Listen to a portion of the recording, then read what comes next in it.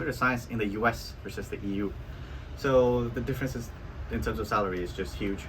If you have a chance to go to the US for for any reasons, even as a tourist, I think you can make more connections over there. Apply for jobs. I think applying for jobs might be fine.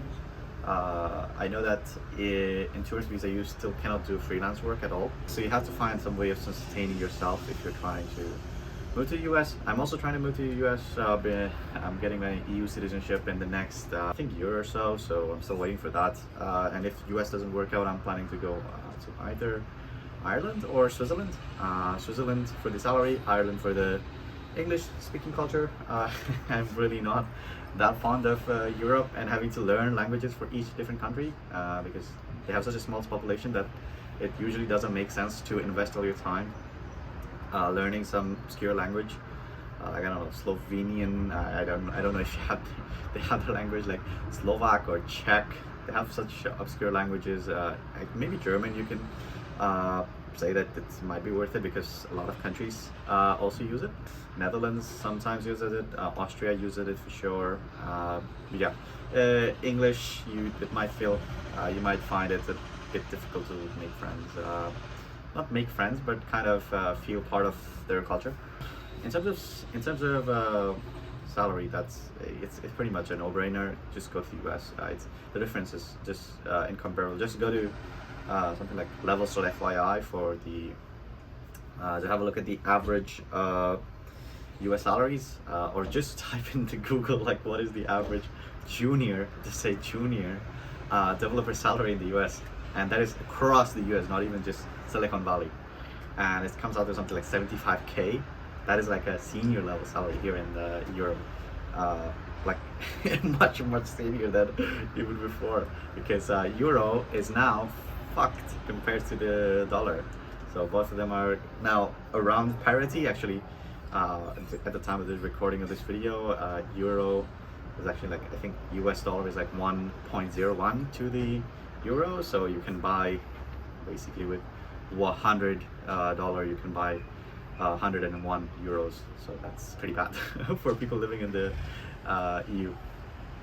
And yeah, for the developer salaries, it's just a no-brainer. For quality of life, I find Europe to be a bit. I haven't actually traveled to US, so I can't actually say, but from all I've seen, if you're more of an extrovert, or even like if you're introverted but kind of want to be an extrovert, because COVID hit and everybody's just at their home all day, so people don't really go outside. I personally find the friendliness that, at least from what I've heard, this is all hearsay, let's say, but it seems pretty good compared to the Europe where everybody's reserved. Like you don't even talk to anybody on the bus station. Like, it's pretty crazy. Like if somebody comes up to you while you're walking around in Europe, you just like straight go ahead, don't look at them. They're probably a scammer. If they start speaking English, they're probably even more of a scammer, so don't listen to them. Yeah, the friendly appearances of facade, all that. And yeah, in US, from what I've heard from family and also online, I guess, it seems to be like people just come up to you on the street, just start talking to you, or like in the grocery store. It's pretty rare here as well. You actually talk to somebody else in the grocery store who you're not with.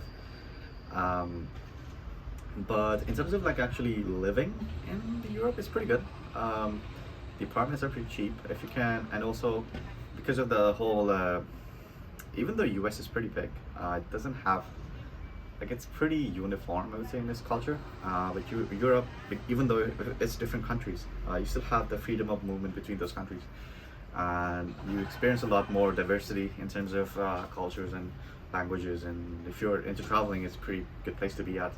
If you have a visa here, it's a Schengen visa, you can just travel between countries.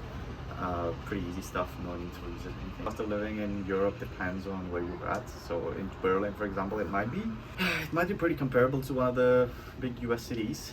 Even though some things like apartments are price controlled, it's still pretty difficult to find apartments in the city area.